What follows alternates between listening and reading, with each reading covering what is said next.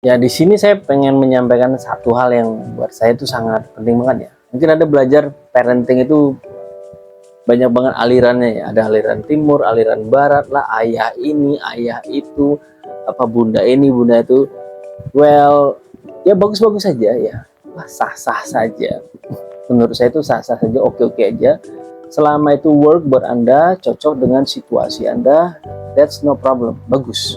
Ya, orang yang udah belajar parenting saja pun itu udah mau ya belajar parenting aja itu udah menunjukkan bahwa dia tuh sayang sama anaknya, dia sayang pada dirinya karena parenting adalah parent things. Cuman gini, ada satu hal penting ini yang akan saya sampaikan di video ini, yaitu tentang bukan cuma tentang parenting ya, tapi tentang efek yang mungkin terjadi ketika misalnya orang udah, kenapa aku udah belajar, mungkin ada pertanyaan ya, tanya sama diri sendiri, kenapa aku udah belajar parenting tapi anakku kok masih begajulan ya, atau misalnya kok kayak nggak ngefek ya, atau kayak nggak jalan ya, nggak work gitu. Nah, ini saya menyampaikan satu hal yang buat saya pribadi sangat penting, dan saya melihat ini sangat penting untuk semua orang yang concern, yang peduli dengan moralitas atau nasib anaknya di masa depan. Nah, maksudnya gimana nih? Apa yang mau kita bahas? Yang saya maksud adalah pengaruh makanan pada anak. Maksudnya gimana nih? Bukan makanan zat gizinya, jenisnya, warnanya, ya kalorinya dan lain sebagainya, bukan itu. Tapi cara makan itu didapat, yaitu apakah makanan itu halal, subhan, atau malah haram gitu. Kenapa? Karena itu jelas-jelas ngaruh, ya insya Allah ngaruh. Kok bisa ngaruh ya? Dari mana ceritanya? Jadi gini, ini memang jadi versi syariat Islam ya. Cuman saya ngelihat ya, mungkin Anda juga menyaksikan ya, tetangga Anda mungkin, atau saudara Anda, atau mungkin keluarga Anda sendiri, padahal udah belajar parenting nih, udah belajar parenting, sudah belajar, udah ikut kelas nih, udah ikut si ayah ini, si bunda ini, si mama ini, dan lain sebagainya. Nice, very nice, itu bagus. Cuman kok kayak nggak ngefek. Nah, bisa jadi satu hal ini yang ngaruh, yaitu cara mendapatkan penghasilan, yang mana penghasilan itu akan dimakan oleh si anak. Misalnya dia penghasilannya subhan ya, dia jago parenting sih, bukan jago parenting, dia belajar parenting, dia mempraktekkan parenting, tapi hasil penghasilannya itu berasal dari judi online, atau berasal dari korupsi, atau berasal dari nipu orang, atau jualan senjata ke negara-negara yang jahat. Nah, ini bisa jadi itu si anak itu bagus-bagus saja ketika sama orang tuanya, tapi dia akan mewarisi atau seperti fenomena anak-anak yang sebagian anak-anak yang masuk ke pondok atau pesantren, ya udah dimasukin nih ke pondok, ke pesantren, ke lembaga-lembaga agama, ya udah ke sekolah yang berkualitas tinggi, tapi akhlaknya kok masih bejat, kok masih gila gitu, kok masih bikin malu orang tua. Nah, itu bisa jadi karena apa yang kita share, kita kasih sama anak kita itu mungkin masih masuk ada subhat-subhatnya, mungkin ada haram-haramnya gitu. Sehingga ketika misalnya seorang aku udah capek banget ngajarin anakku, kenapa ya? Bisa jadi karena faktor dari makanan yang diberikan pada anak. Kurang halal nih, nipu-nipu dikit, ya kan? Misalnya jualan online nih, dia bikin akun sendiri, ya kan? Kemudian dia bikin sekitar mungkin 30 sampai 50 akun lain untuk mengkomen di situ, bagus ya bun, apa segala macam. Nah, itu uang yang didapat dari situ, kan orang ngeliat nih, terus dia beli nih bajunya mungkin, parfumnya, minyak pijat dan lain sebagainya, bagus nih, keren segala macam. Padahal itu dibayar ya, atau misalnya dia bikin akun keloningan sendiri. Nah, itu jangan heran gitu, kenapa misalnya anak itu kok masih begajulan gitu, karena uang yang didapat dari hasil nipu-nipu, ya agak-agak nipu begitu, itu uang yang tidak halal gitu, kurang halal, minimal subhan. Nah, solusinya gimana? Solusinya adalah berikan hanya sekali lagi, hanya uang yang halal untuk anak-anak Anda, untuk keluarga Anda, supaya insya Allah kebenaran mudah masuk.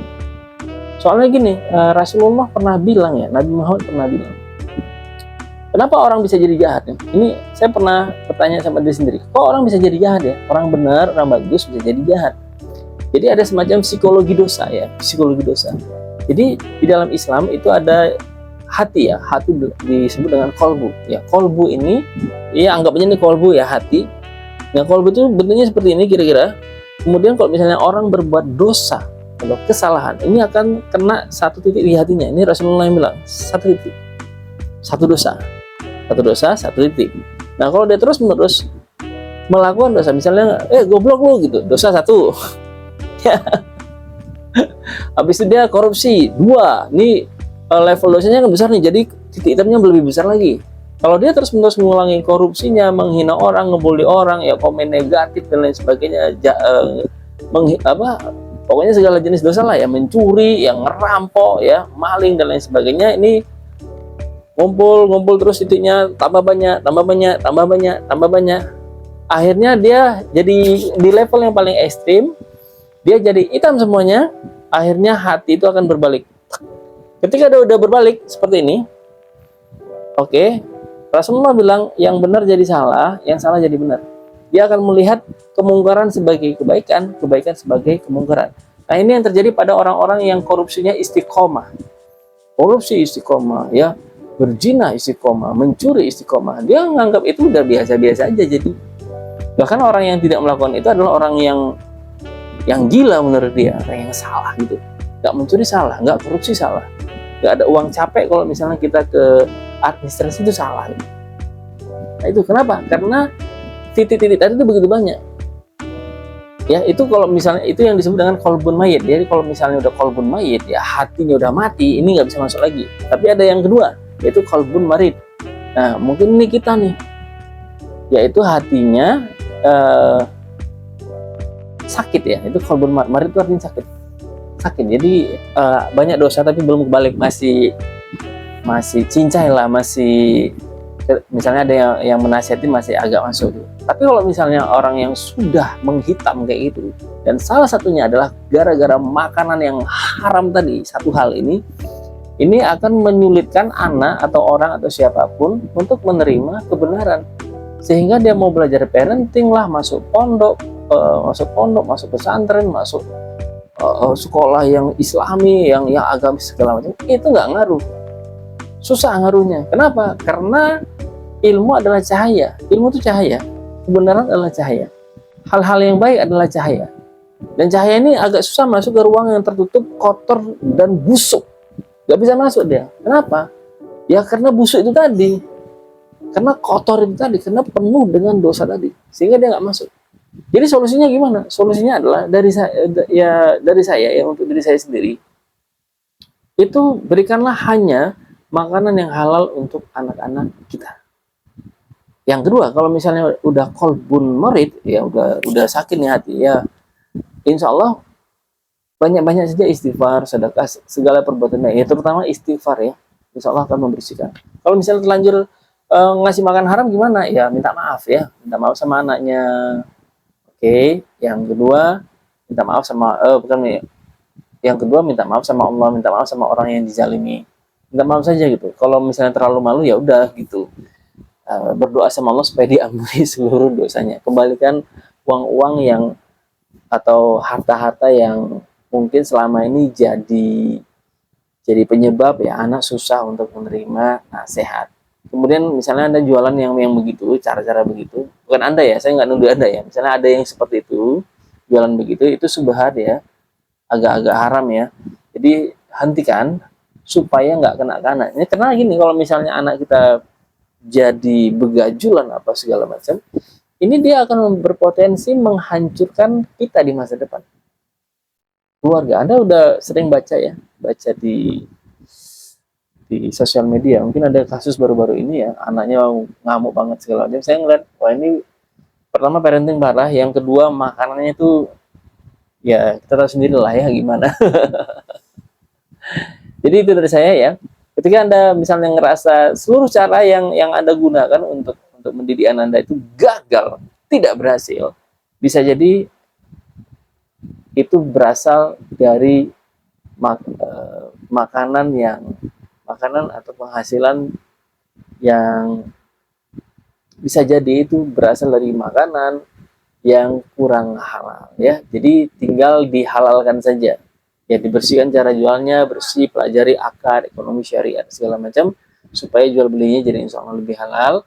Dan kita juga udah belajar segala macam pun belum tentu juga berhasil untuk mungkin 100% untuk halal segala macam mungkin belum berhasil, belum bisa sempurna, tapi ya Allah Maha tahu usaha kita. Ya, banyak-banyak istighfar dan saya harap ini videonya berguna buat Anda. Kenapa anak itu kok susah banget menjadi baik ya atau mudah dinasihati padahal udah belajar parenting, udah masuk pondok dan lain sebagainya. Nah, bisa jadi ini adalah penyebabnya. Semoga bermanfaat dan silakan diskusi di kolom komentar yang sopan. Salam.